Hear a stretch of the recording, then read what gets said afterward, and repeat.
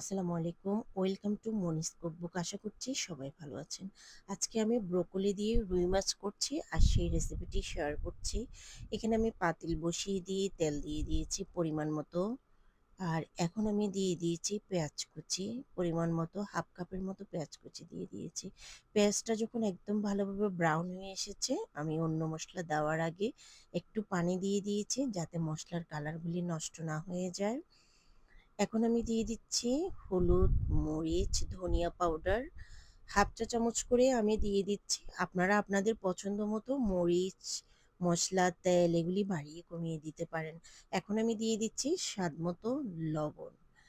ভালোভাবে এখন আমি মশলাকে কষিয়ে নিব। একদম ৫-৬ মিনিটের মতো মশলা কষিয়ে নিয়েছি। দেখতে পাচ্ছেন আমার মশলা একদম ভালোভাবেই কষানো হয়ে গেছে।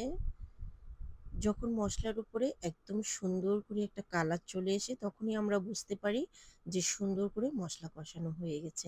এখন আমি রুই মাছ দিয়ে দিচ্ছি আর এই রুই মাছগুলিকে আমি একটু লেবু আর লবণ দিয়ে কিছুক্ষণ ১০ মিনিটের মতো মেরিনেট করে রেখেছিলাম।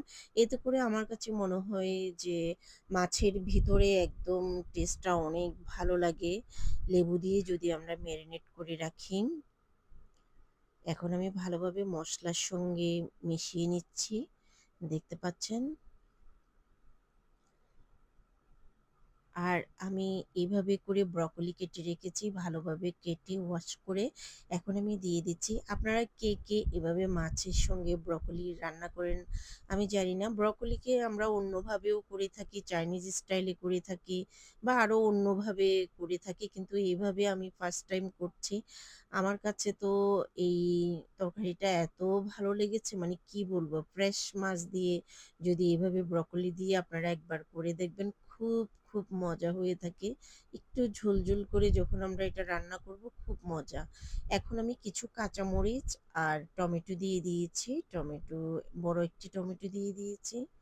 দেখতে পাচ্ছেন। আর এখন আমি ঝোলের জন্য গরম পানি দিয়ে দিচ্ছি, একদম টকবগে গরম পানি। অবশ্যই ঠান্ডা পানিটা ব্যবহার করবেন না। ঝোলের জন্য সবসময় আমরা গরম পানি ব্যবহার করে থাকি। আমি আজকে তরকারিটা একটু ঝোল ঝোল করে রান্না করছি। আমার কাছে মনে হয়েছে এটা একটু ঝোল ঝোল করে রান্না করলেই ভালো লাগবে। দেখতে পাচ্ছেন আমি বেশি নাড়াচাড়া করব না, যেহেতু মাছগুলি ভেঙে যাওয়ার সম্ভাবনা থাকবে। একদমই ৭-৮ মিনিট পর্যন্ত আমি এইভাবে রান্না করে নিয়েছি। খুব সুন্দর করে রান্না হয়ে গিয়েছে। একদমই খুব মজা। যে বা যারা যেখান থেকে আমার ভিডিও দেখছেন অবশ্যই লাইক কমেন্টস করে আমার পাশে থাকবেন। অবশ্যই আমার ভিডিওটা পুরা দেখার চেষ্টা করবেন যাতে আমি একটু ওয়াচ টাইমটা পেয়ে থাকি। তো সবাই ভালো থাকবেন। আল্লাহ হাফেজ।